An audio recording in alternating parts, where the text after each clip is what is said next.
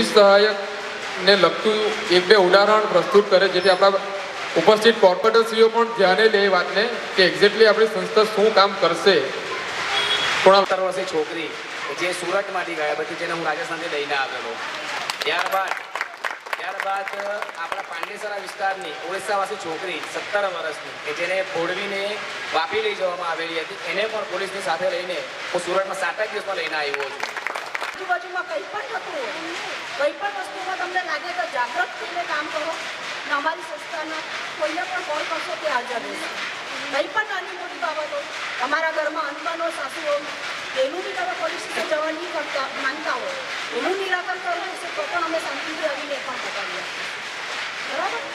તો તમારી દીકરી બહુઓ તમે પોતે તમારી જે એજ છે તે પણ સારી રીતે એન્જોય કરો એવી શુભેચ્છા આપો. મારું નામ કૃણાલ કાંટીલાલ મિસ્ત્રી છે. હું કર્તવ્યપથ ચેરિટેબલ ટ્રસ્ટનો પ્રમુખ છું.